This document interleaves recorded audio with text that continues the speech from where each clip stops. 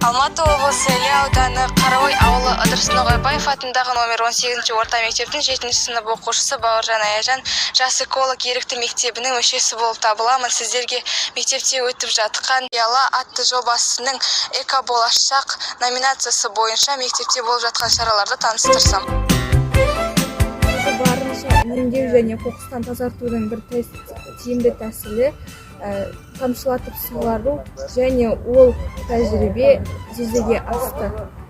Біз қазірге дейін 20-дан астам розаларды осы тәсіл арқылы суарып жатырмыз. Мысалы, мына су толтыру үшін баклажканың аузын ашып, ішіне су толтырамыз. Литрлік су бізге бір аптаға жетеді және ол тұрған жерін ылғалдандырып тұрады. Жыл сайын мектеп ұжымы оқушы ата-ана болып, жұмыла табиғатты аялайық атты іс-шараға белсене қатысады. Әр сыныпқа бөлінген гүл зарларын ата-ана және оқушы болып ерікті түрде топырағын қопсытып, құнарландырып, бір үйдің баласындай ынтымақпен ауласына 200-ден астам роза гүлін, 30-дан астам жас өркендер отырғызды.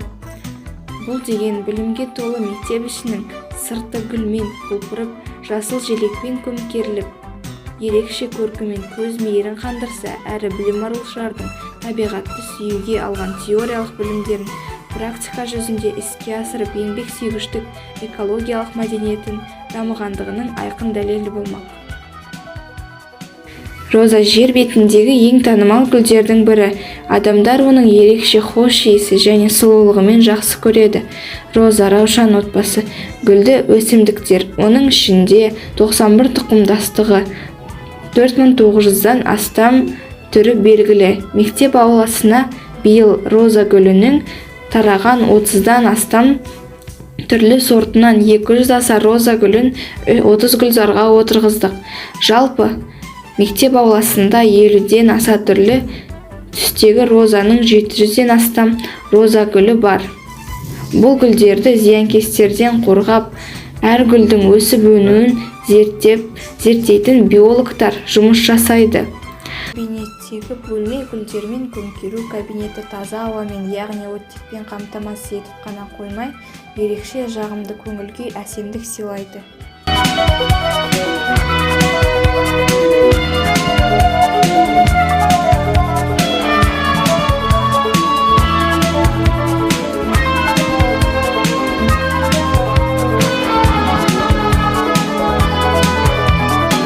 Сонымен бірге мектеп ішіндегі коридор мен кабинеттердегі гүлдердің сапасын жоғарылату, топырағын ауыстыру, жаңарту жұмыстарын жоғары деңгейде жүзеге асырдық.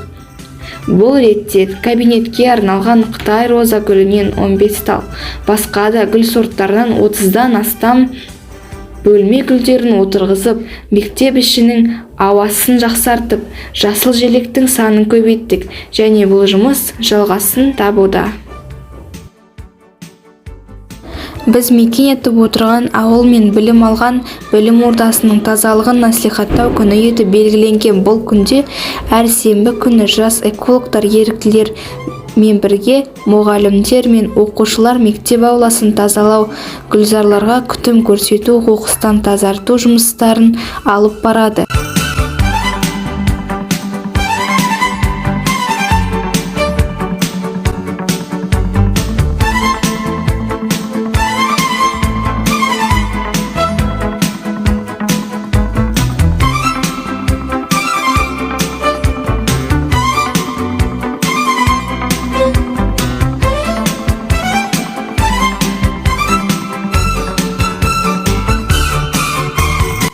Мектептегі 20-дан астам ер мұғалімдеріміздің бастамасымен білім ордамыздың батыс жағындағы мөлшермен 800 метр квадраттың жерлерді игеру, құнарландыру, тегістеп жасыл көгал шөптерді немесе газон отырғызу жоспарлары әр оны іске асырды.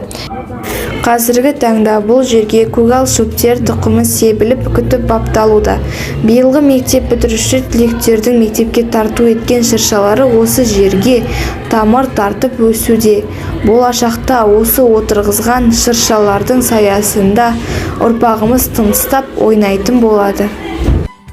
Мен өз сыныптастарымның өз қолдарымен жасаған құс ұяларын білім ордасының алдындағы шыршаларға